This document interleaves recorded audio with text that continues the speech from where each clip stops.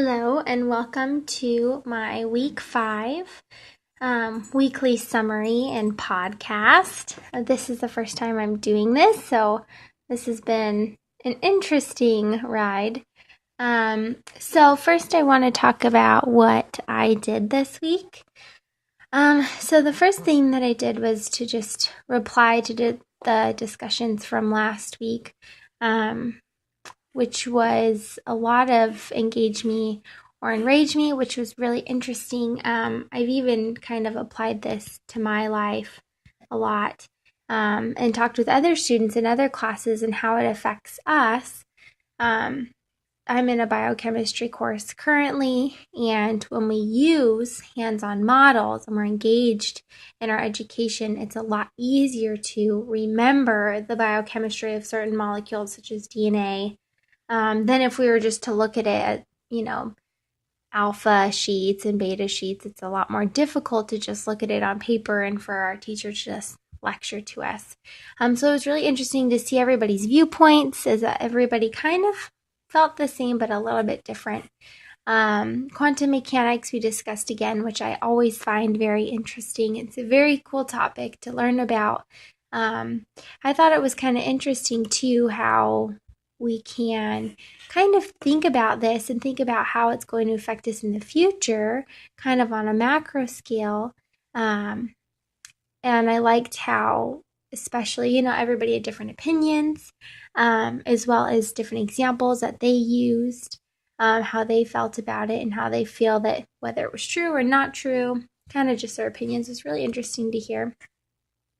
And I also really enjoyed how, so those are kind of what we re-talked about. We also talked about Higgs theory a little bit. And then this week we talked about the value of creative disobedience.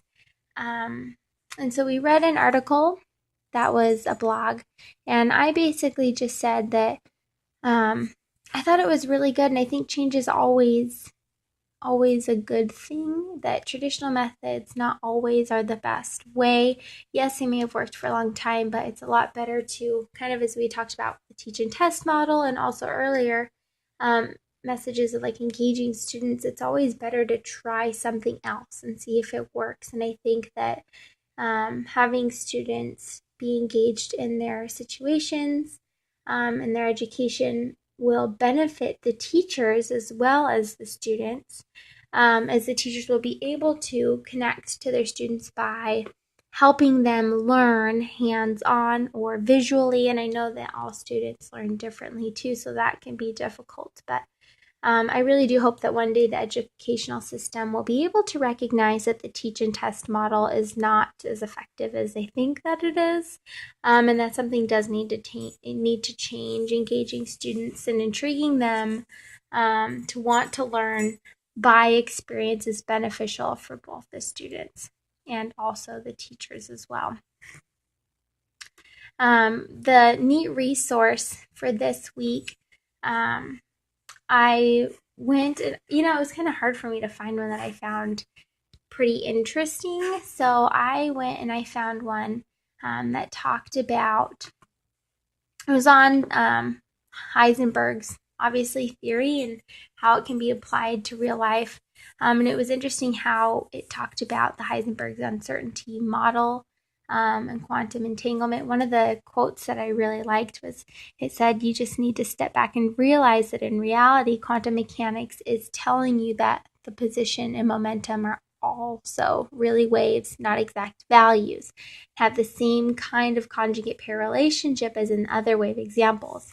You still can't see it at the macro scale for the reasons we outlined earlier." So it's kind of an interesting article that is talk about how it is applied in real life. That's what I did for my neat resource.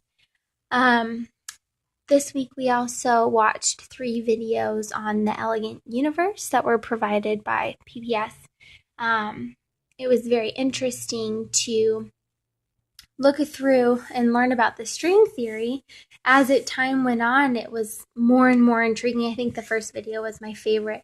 The string theory is, I think it's super far-fetched, but it's always interesting to hear about these different theories and their evidence behind it, or kind of the reasons why they can't disprove it, or can provide reasons why they think they can prove it. Each video is very interesting. Albert Einstein is always so interesting to learn about, and it kind of talks about him a lot, so I really enjoyed that this week.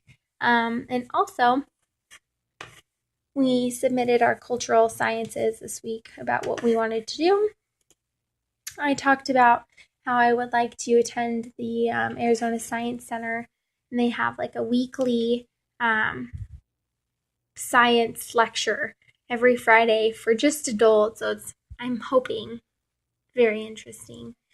Then I would like to kind of tell you, I told you what I did, some things that I learned this week. A lot of it, I did the Elegant Universe last semester, but I feel like each time that you watch something,